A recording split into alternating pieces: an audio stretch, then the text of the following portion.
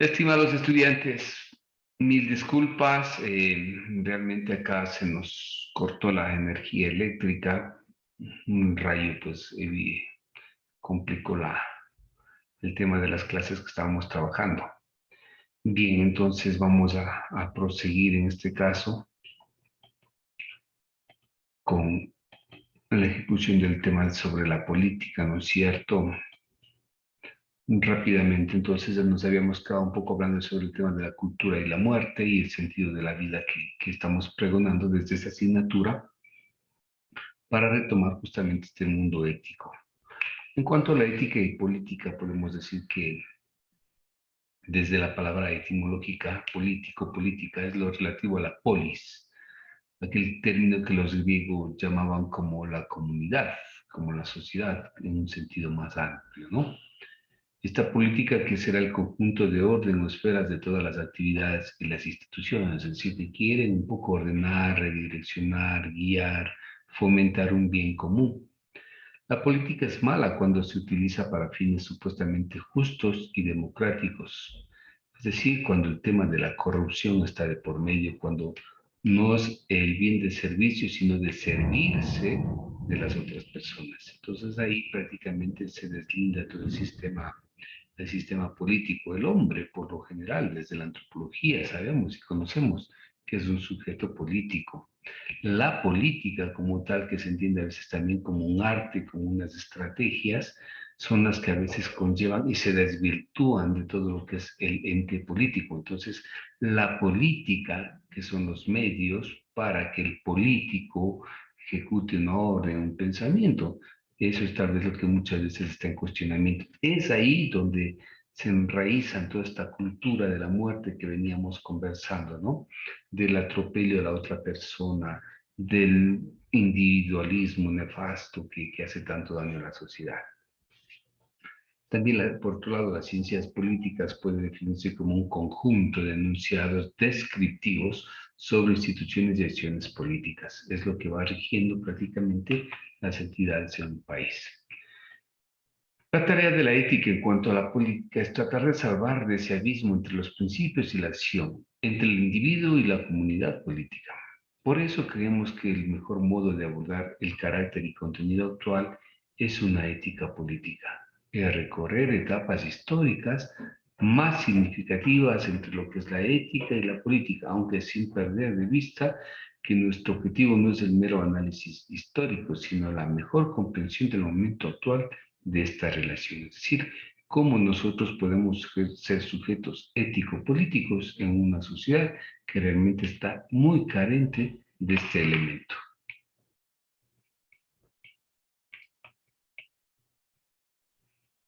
En este sentido, pero me parece que no me estaban escuchando.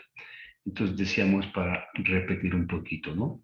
Que el aspecto de la política es más bien los medios, las estrategias que a veces se distorsionan en cuanto a la cultura de la muerte, porque su definición es hacer un bien a la comunidad más amplia y tanto a la ciencia política, pues que se define como este conjunto que va describiendo normativas de comportamiento de formas de vida. En tanto, la ética y la tarea de la ética política no es solamente un mero recorrido histórico, sino más bien es el análisis de la comprensión en el momento actual en donde esta relación se hace paciente. Cuando hablamos de política, hablamos del tema del poder y el poder en relación al mercado. Entonces, el poder es uno de los temas grandes que infieren mucho en el comportamiento ético. El problema del poder como una forma de intercambio mercantil es la que las dos partes resultan beneficiadas, ¿no es cierto? Aquí entramos al tema del neoliberalismo, el tema del consumo, el tema de ese tener más, no importa quién lo vaya pisoteando, sino simplemente el tener más que el ser. Los hombres se dan cuenta de que en el estado natural es un estado de igualdad, ¿no? O sea, se supone, entre comillas, en la teoría sería eso desde el sentido de la política, que el Estado busque un bien común, busque una igualdad para todos. Teóricamente suena bien, pero sin embargo, la vida, el actuar, la visión que decíamos anteriormente, pues dice totalmente el criterio opuesto. Los individuos deben intercambiar sus derechos por la seguridad. Con ello, el ciudadano obtiene la obediencia de los súbditos siempre y cuando proporcione seguridad. Y es aquí lo que llamamos el socialismo, ¿no? ¿Qué es el socialismo del siglo XXI? El socialismo no es más que un estado de democracia en donde el pueblo, en donde la comunidad elige una persona que le gobierne. Entonces, esta persona, a la cual es elegida democráticamente por voto popular, los ciudadanos confían en él y ponen en él toda su confianza para que reparta lo que ellos producen por su trabajo de una manera equitativa. En términos teóricos del socialismo, esto es lo que se debería hacer. Sin embargo, no creo que se hace lo opuesto. Entonces, no regresemos a ver el acceso a la educación, el acceso al trabajo, el acceso a la seguridad personal, familiar y social. O sea, cómo estamos viviendo. Los medios, los recursos parece que se desvirtúan y van hacia otros estándares, hacia otros caminos, menos para los fines por los cuales el poder dentro de la política debe ejercer su rol y su papel. Según Talcott Parsons, el poder dice es un sistema social. El paralelismo entre el dinero y el poder se basa en el desempeño respectivo de sus temas que son de carácter social. La principal función del dinero en la economía moderna es un medio circulante, ¿no? Es decir, un medio estandarizado de intercambio. Entonces, el mundo de la circulación, no el lavado de dólares, sino más bien aquello que permite el crecimiento económico de las pequeñas industrias y de las grandes industrias, el poder. Entonces, en ese sentido, el dinero viene a ser parte como ese elemento que se asocia, que se vincula al término del poder. Tienes más dinero, tienes poder. Trabajas más, pues ganas más dinero, ese dinero te genera poder. El poder entonces es un medio circulante y lo define como una capacidad generalizada de cumplir y hacer cumplir también obligaciones. ¿Por qué? Porque es una consecuencia de algo, ¿no es cierto? En este sentido, cuando hablamos de la base del poder, nos encontramos con los recursos que pueden ser usados para influir las conductas de los ciudadanos, como son los recursos económicos. En unos casos, recursos que son estimulantes y en otros casos, recursos que son por necesidad. Robert Dahl distingue 5 elementos constitutivos de este fenómeno del poder. Por un lado, el recurso, por otro lado, el medio que utilizan estos recursos para que los individuos cambien de parecer. En otro lado está el grupo como tal, el grupo de acciones específicas, en la cual el uso del poder hace que los ciudadanos realmente empiecen a tener un pensamiento diferente. En cuanto a la cantidad del poder, el incremento de la probabilidad de los ciudadanos lleva a cabo acciones específicas debido a que el Estado usa medios de poder, es decir, aquí están los pequeños microempresarios, etcétera, etcétera. La extensión del poder por un grupo de individuos sobre el Estado que ejerce el poder. Este concepto dado por Rawls sobre el dictamen que será otorgado por la voluntad general se lo llama la soberanía, un derecho del cual todos los ciudadanos somos parte. En este derecho surge un patrón de igualdad, equidad y libertad, que no implica cambiar la voluntad del otro, sino que todas las voluntades se unen en una sola. Esa es la soberanía, ¿no? Por eso es que cuando el pueblo dice se levanten manifestaciones en contra de áreas y situaciones, es su libertad, es su derecho, es un derecho constitucional. Tal vez las formas no son las que se aprueban, pero es un derecho que uno o la sociedad indique pues que no está de acuerdo con tales o cuales acciones o gobernadores o formas de poder que se están trabajando. Entonces, el gobierno es el gran soberano. Sobre la Constitución de la República está el soberano que es el gobierno, es el pueblo como tal. Otra idea de poder como consenso se encuentra en la obra de Hannah, la cual define el poder como una habilidad humana que pertenece a un grupo y se mantiene si éste permanece unido. Entonces aquí es divide y reinarás, que es lo contrario, ¿no? Lo que a veces vemos, ¿no? divide las clases, divide las opiniones, divide las ideas y gobernarás tranquilamente. Eso es opuesto a lo que está diciendo este gran autor, ¿no?, de Hannah Arendt. La cantidad de poder que el Estado ejerce sobre los ciudadanos es intensamente proporcional al llamado desarrollo moral de los individuos. Para el autor, indica que la esencia de todos los gobiernos es la condición que le permite al grupo pensar, actuar para lograr un fin, ¿no? Y vamos con esto de la tendencia de la que hablaba en cuanto a la soberanía. En este sentido, el poder de consensos, como dice Brian, propone hacer un ejercicio. En la primera se refiere a un compromiso previo que debe existir entre las partes. En la segunda forma se refiere a la posibilidad que las personas tienen para cambiar una forma de pensar, un estado mental, de hacer las cosas, de pensar antes de hacer. En una tercera manera, la referencia a la habilidad que tiene una persona cuando se recurre a una amenaza como tal. Y la cuarta forma que propone este autor es la habilidad que tiene una persona para cambiar los incentivos de otra.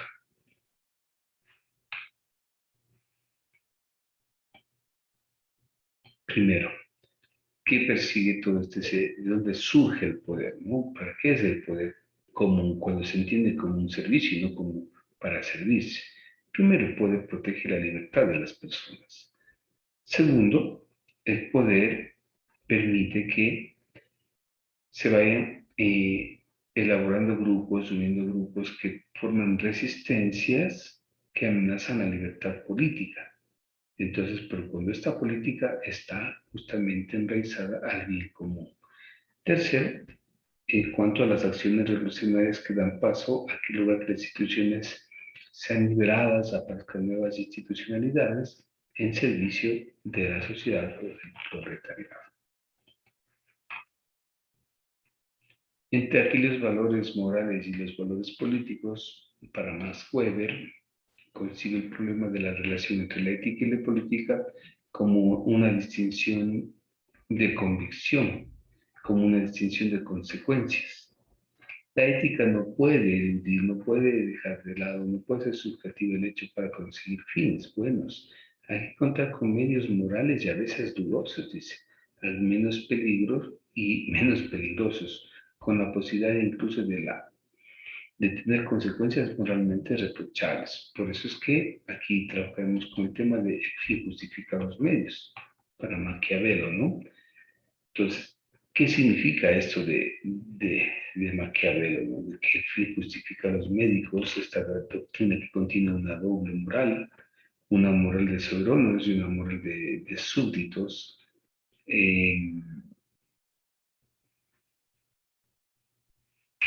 Se me está yendo el sistema ético que habla sobre el tema del poder, ¿no? Bueno, hay una escuela ética, se me va en este momento el nombre, justamente que habla sobre el tema del poder, sobre el tema de la nobleza y de los nobles frente a los pobres, que propone a Nietzsche como ese gran ejemplo, ¿no? Bueno, ya me recordaré el tema de este sistema ético. Entonces, para Maquiavelo, la política y el tema de la moral es algo opuesto, ¿no? Algo que a veces no puede separarse, dice. Para algunos que definen este pensamiento, la justificación moral de los medios para los fines muchas veces puede ser negativa. Para otros, esta posición suele llamarse una deontología, es decir, una ética de la profesión, donde se define que hay acciones que pueden tener una bondad en sus fines, pero que no pueden ser justificadas bajo ninguna circunstancia.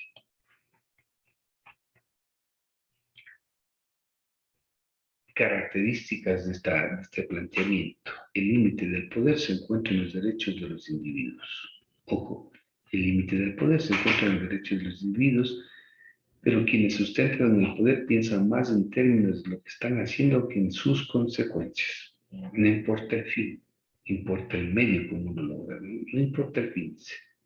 Por eso es que Max Weber vislumbró el problema en el que podemos caer si adoptamos una ética de la condición. Podemos transformarnos en profetas quiliásticos, dice, ¿no es cierto? Con respecto a las relaciones entre la ética y la política, se pueden distinguir tres posiciones, tres formas de ver distintas. Primero, una parte integral ética, es decir, una forma correcta de ejecutar el poder frente al soberano, una forma correcta de elaborar, de poner el poder en función política, ¿no? Segundo, realmente lo que la política es. En este caso, siempre no hablamos de políticas externas, sino de políticas internas. El realismo político, lo que se debe frente a lo que no se debe. Y luego una tercera lectura es la postura sintética entre estas dos realidades, ¿no? Entre lo que vemos, lo que hacemos, entre lo que actuamos, entre lo que decimos y hacemos. Y eso pues ya es un análisis que lo hemos ido trabajando a lo largo de todo este módulo. Entonces, ¿cuál es el papel de la política en una sociedad democrática? Primero, es un sistema o es un esquema irrenunciable, en donde se deben cumplir funciones en una sociedad democrática. Y eso es lo que se está tratando de hacer, ¿no?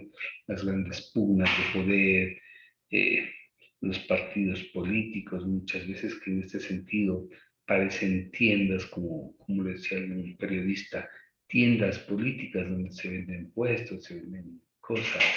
Entonces, el mundo de la corrupción como tal. Entonces, en una sociedad democrática, cuando se van tergiversando estas políticas, realmente se tergiversa el tema del poder. La legitimación de la justicia, por otra parte, pues siempre tiene que ir acorde al sistema del poder, al sistema del bien social, al sistema del bien común, pero realmente a veces el legitimar la justicia como que se pega más bien a otros aspectos de intereses políticos, ¿no? De la política como tal, de estos recursos que son desvirtuados. Pues la ética democrática debe proteger siempre, dice, los valores que la sociedad nunca deben faltar. Y ahí están los derechos humanos, ¿no? El derecho a la confianza, el derecho a la igualdad de trato, el derecho a la libertad, el derecho a la justicia como tal, a ser tratados dignamente, a tener mucha prosperidad, paz. Entonces, si nosotros hacemos esta lectura romántica, no es correcto. Más bien la lectura académica es cuál de estos derechos humanos son los que estamos viviendo y cuáles son los que debemos realmente vivir en nuestra vida, debemos proteger y cómo hacemos realmente y cómo estoy aportando para que esos derechos realmente no sean teóricos, no sean románticos, sino que sean una cosa que lo practicamos desde casa, desde la academia, desde el mundo donde nos encontramos. En este sentido, la ética no permite el control social, pero es imprescindible para la salud democrática. Es decir, yo diría un poquito en este sentido que la sociedad debe mantener una valoración ética frente a la actividad política. Es decir, no puede haber política si no hay un sistema ético definido. No puede haber una política clara si no se piensa desde el punto de vista ético, desde el punto de vista de las normativas, desde el punto de vista del actuar de la persona como un bien personal y bien común. Y lo dice aquí, ¿no? Los bienes comunes son seleccionados democráticamente y luego encomendados al político. Y eso lo saben ellos.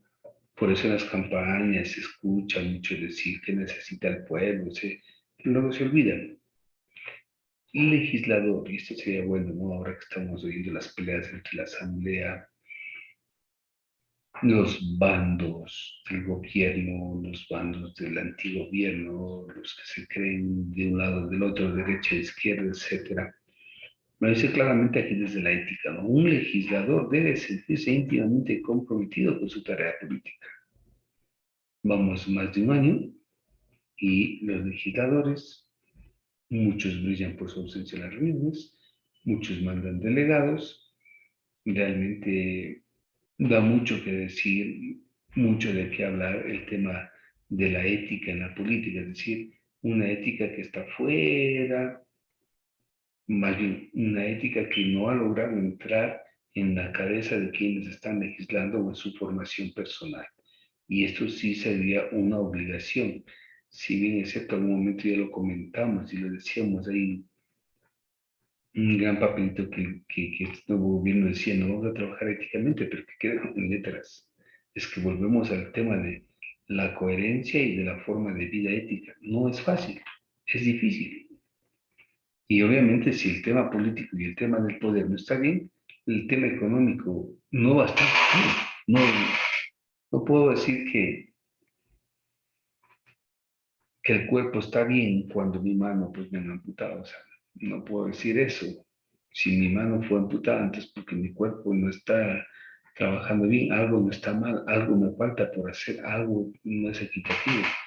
Este ejemplo tonto y a veces muy perverso sucede también en el tema político, ¿no? Si el poder está mal direccionado, si la política no está bien entendida, si los medios que se utilizan no son los correctos, si los fines para los cuales fueron elegidos no llegan a los objetivos deseados, ¿qué esperamos del sistema político?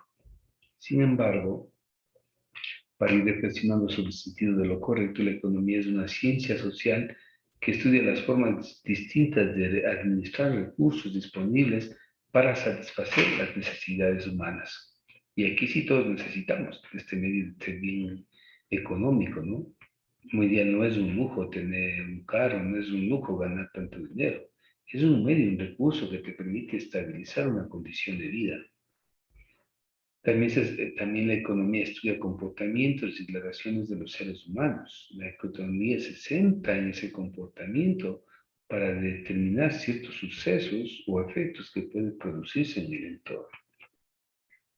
En cuanto a la economía tenemos dos, ¿no? La economía positiva que se refiere a los postulados que pueden verificarse y la normativa que es aquellos juicios de valor que no pueden verificarse y en eso pues tenemos más que mucho material, ¿no?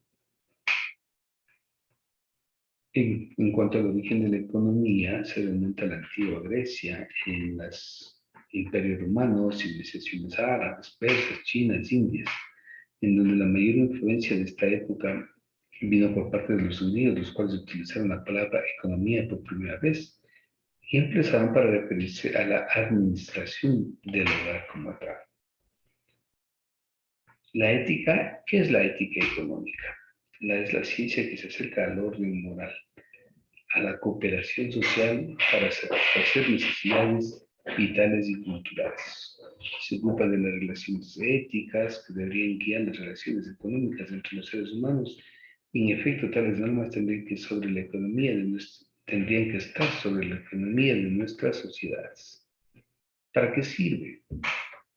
Es importante para evitar que se manifiesten comportamientos guiados por intereses de los individuos y ambiciosos del poder y que favorezcan solamente a un grupo de personas. Para eso sirve la ética en un reparto común, de bien común, de respeto a los otros. Lo que decíamos del tema del socialismo en el siglo XXI. Aporta a una enseñanza financiera para que pueda existir una mejor distribución de los recursos con mayores oportunidades de trabajo y acceso a diferentes beneficios. Creo que no ahondamos más en esto porque está más que claro la forma de cómo vivimos. Entonces, si el poder está mal, si la política no anda bien, la economía, por ende, no está bien. Y el criterio es común. Tenemos que tener buenos lineamientos políticos, buenos lineamientos de poder y nuestra economía por ende, como consecuencia irá mejorando. En cuanto al tema de la bioética, que es el estudio sobre la vida, la ética de la vida, ¿no? Es aquella que parte del objeto de estudio de los problemas morales que surgen con la actividad médica en las investigaciones biológicas y en las ciencias de la vida en general. Hay una mayor rehabilitación del modo de entender el objeto de la bioética, lo que limita las ciencias de la salud, que es la postura habitual definida por Tristan, y lo que amplía todas las ciencias biológicas cuando busca mejorar la calidad de vida humana. De acuerdo a la Enciclopedia de Biotecnología norteamericana, define a la bioética como el estudio sistemático de una conducta humana en el área de las ciencias de la vida y del cuidado de la salud. En cuanto a dichas posturas o conductas que han sido examinadas a la luz de los valores y de los principios morales. Entonces, esta podemos ver dos posiciones, ¿no? En el sentido de mejorar la tecnología, todo lo que va apareciendo en los avances de la ciencia, estos grandes descubrimientos siempre deben irse en favor de la vida y eso es lo que persigue. Y para ello, pues, hay principios básicos que lo van a ir sosteniendo. Para comenzar a plantearse el problema de si es posible definir una bioética normativa en una sociedad de diversos criterios, pluralista, es mejor entender una bioética normativa que no se limite a constatar una serie de acuerdos y prácticas habituales. Entiendo como exigente una bioética normativa que tiende a poner en práctica más bien una atención hacia un canon que funcione como telos de práctica, a fin o más bien personas que actúen en la práctica no como un ideal, sino en sentido de que dicho término ha venido recibiéndose entre nosotros, ¿no? Es decir, algo mucho más práctico, más coherente. El problema planteado es grave, pues la alternativa al fracaso de este esfuerzo o a una respuesta negativa a la cuestión planteada es una bioética de mínimos, como decía Adela Cortina, tales como planteaba la forma de las crecientes sociedades occidentales. Para algunos, la bioética de mínimos es un proceso en el encuentro de valores o principios morales que concuerdan a pesar de su diverso origen. En confluencia se van marcando niveles éticos. La versión progresista aún presente en algunos niveles teóricos, especialmente en la infancia de esta ciencia que es la bioética, este nivel será siempre creciente, aunque como es difícil de negar que se pueda producir diversas oscilaciones y momentáneos retrocesos, es decir, entre lo que unos quieren o piensan que sea en cuanto a los avances, a los criterios, y aquí empieza a tener sentido, ¿no? Los, las grandes discusiones por el tema del aborto, las grandes discusiones por el tema de la procreación in vitro, las grandes discusiones por las identidades de género. Entonces son todas aquellas probabilidades donde la ciencia ha ido generando aportes a veces interesantes, unos conservadores que dirán pues que eso no está bien, que no es correcto, y otros liberales a los cuales llegarán estos criterios justamente como unos aportes. ¿Cuál es el criterio ético que nosotros estamos dando? Desde la visión cristiana, nuestro criterio ético es tener en claro primero el principio de la vida, el principio de la dignidad humana, que es el principio que el cristianismo sostiene. En estos elementos se deben ejecutar nuestras reflexiones y nuestras respuestas. Por eso es que hay cuatro principios que guían la bioética. Por un lado está el principio de autonomía, que consiste directamente en tomar decisiones informadas, ¿sí? Es decir, aplica aquí el principio de la libertad, ¿no? O sea, yo tomo una decisión bajo una información correcta, una información demostrable, una información que la ciencia la ha ido experimentando y también esta información que es que en el caso de los cristianos viene una información revelada en un sentido de la fe. El principio de beneficencia que actúa buscando siempre el bien del paciente. Entonces aquí, primero y sobre todo la vida humana. Primero y sobre cualquier situación, el principio de la vida como tal. El principio de maleficencia, que es no causar daño intencionadamente, ¿no? No causar daño intencionadamente. Ese es el principio de maleficencia. Digamos, vamos a hacer, yo sé que con esta vacuna no está bien, pero van a morir 1 millón de personas, entonces, pues, sin embargo, lo hago para decir que mis científicos son los mejores, mi fábrica es la mejor. No me importa, simplemente digo, se van a salvar 3.000 y mueren 1.000, etcétera. Entonces, estas cosas condicionadas, intencionales, pues son parte de ese principio de no maleficencia, ¿no? En cambio que el principio de la justicia tiende a ese equilibrio, ¿no?, equitativo entre los que se van apropiando del sentido de la igualdad del bien común como tal. Estos principios a lo largo del tiempo se han ido desarrollando y se han ido dando criterios de manera profesional. Establece lo que es el ejercicio de la ética de la profesión como tal. No es lo mismo un médico que el educador o que una carrera técnica. Cada uno tiene su propio código, ¿no? Un médico, por ejemplo, tiene el código hipocrático, el que le permite tener a la vida como primer elemento de su vocación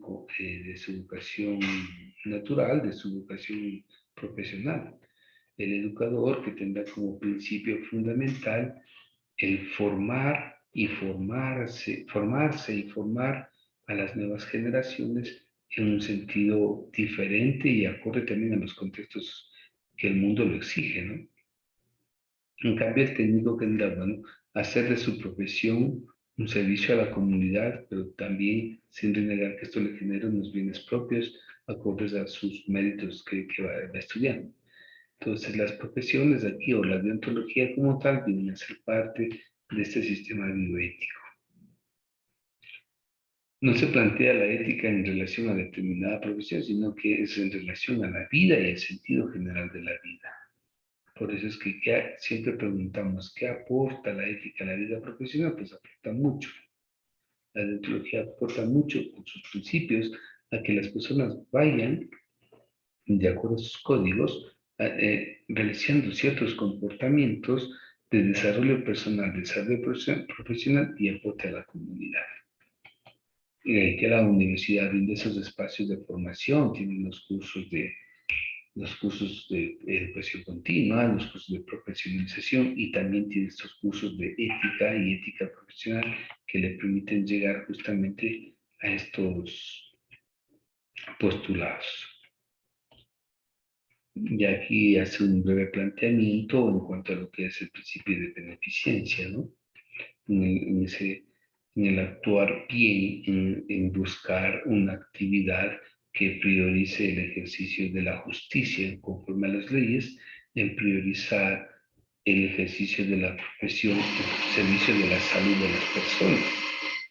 Entonces, hacer bien el otro, hacer bien el otro de una manera eficaz, de una manera eficiente y responsable. Eficaz, que significa poner el conocimiento al servicio de las otras personas, eficiente en el menor tiempo posible. Entonces, son dos cosas que ahí siempre nos van generando una idea muy importante, ¿no? Conocemos la autonomía, que va de la mano con un principio de beneficencia, en donde en las sociedades modernas, pues la parte importante es la autonomía y la autodeterminación de las personas para tomar ciertas decisiones. Para Taylor dice, presenta algunas características, ¿no? Como que esto no es impuesto por otros hombres, sino que nace de la perspectiva de la libertad, esta libertad que vista desde la moral o de la religión es una libertad en sentido de fe, en la cual este sentido de libertad viene dado por un Dios que da la vida, que tiene libertad de pensamiento y el hombre es el que actúa. Esa autodeterminación que tiene mucho que ver con el tema de la democracia que lo dijimos en el tema político, y sin embargo que los gobiernos de una u otra parte deben tener en consecuencia el sentido de la libertad de los seres humanos, de las personas o de la sociedad. Esta libertad está apoyada en la voluntad de cada persona que rige la ley moral, ¿no es cierto? En conclusión, podemos decir entonces que en primer lugar y como premisa fundamental, pensamos que en bioética es necesaria la recuperación de la dimensión filosófica sapiencia que acompaña al conjunto, el estudio científico y tecnológico. Toda época tiene problemas específicos por lo que se refiere a la conciencia moral. Los problemas específicos de nuestro tiempo son debidos al no progreso tecnológico en sí mismo, sino a la ausencia de progresos simultáneos en la parte moral, ética y sapiencial, ¿no? Ante el futuro, es importante explorar la filosofía moral para adelantar el desarrollo tecnológico, es decir, ir de la mano los valores, los principios con los descubrimientos. No se puede resolver los problemas éticos sociales de una manera a largo plazo. Eso podría mucho daño dejar pendientes. Hay que poner en lo posible hacerlo a mediano plazo, recuperando estas capacidades de seguir creando elementos que favorezcan la vida, como por ejemplo alivien el tema de las personas que están con cáncer, ¿no es cierto? Pero no podemos estar diciendo que la procreación in vitro, eh, congelar embriones es correcto. O sea, no podemos estar diciendo cuando no sabemos cuáles son las consecuencias de los parámetros que esto puede conllevar.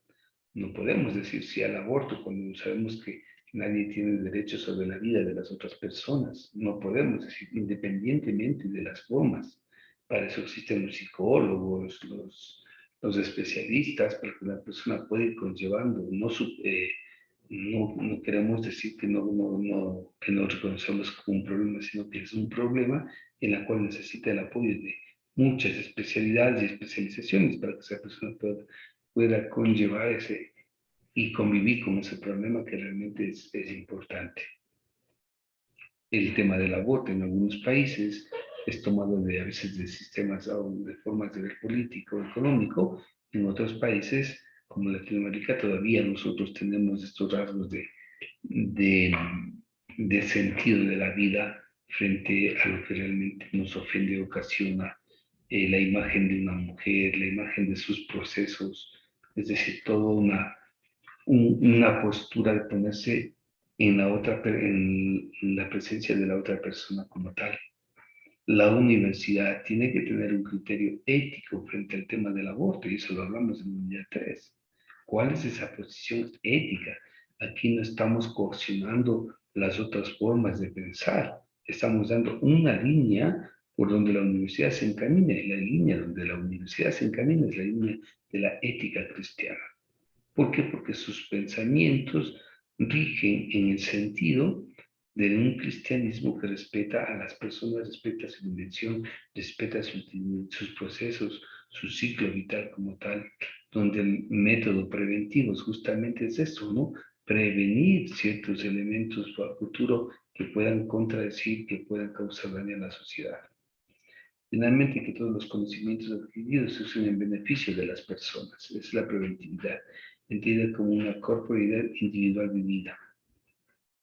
Por eso es necesario prudencia al hablar, prudencia al tomar decisiones, ser rectos en lo que nosotros queremos decir, ejercitarnos en el hábito de la preparación, de la lectura como tal, del conocimiento, de cómo el mundo actual piensa, ¿no es cierto?, o siente estos avances tecnológicos. Eso es ser éticos en la vida. Estas 4 unidades, entonces, finalmente nos va recordando a cada uno de nosotros es ese papel protagónico, ¿no? De marcar una diferencia en el tema político, en el tema del poder, marcar una diferencia en los aspectos se relacionan con la vivencia económica, marcar unos diferencias al momento de aplicar criterios sobre la biotecnología, y en estos criterios para dar decisiones, pues tener en cuenta el tema de la autonomía, ese principio de autonomía, de beneficencia de justicia, que son los elementos que sostienen a una sociedad en un criterio de bien común, en un criterio donde la persona es el centro, donde el ser está antes que el tener.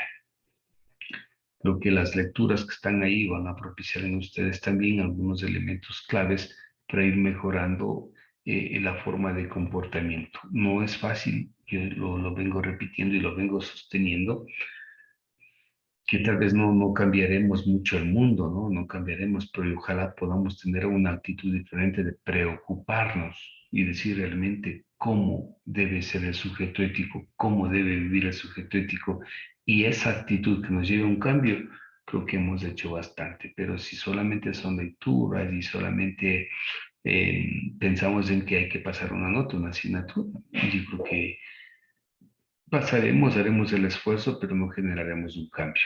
Estas asignaturas siempre deben estar conllevadas hacia un cambio de una idea, un cambio de una mentalidad, un cambio de un bien común, un cambio de una mejor universidad, una mejor sociedad, de mejorar el perfil profesional con el cual nosotros estamos haciendo.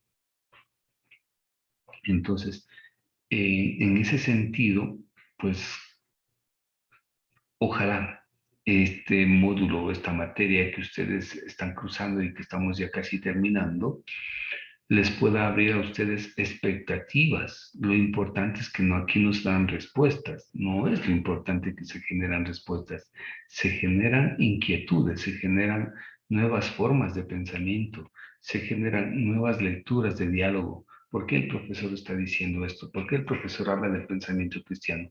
¿Por qué esta universidad ha tomado como línea proyectiva, no como impositiva, como línea proyectiva, como línea formativa, el ser cristiano, tener una visión salesiana, una visión de preventividad? Porque a qué se debe? Son las grandes interrogantes que usted debe ir respondiendo, investigando, leyendo a lo largo de lo que es su carrera universitaria, porque la ética no termina aquí con un 20 sobre 20, con un 10 sobre 10, con un 5 sobre 10, con muchas gracias o con un aplauso o con una porra que esto estuvo mal. No, no termina ahí.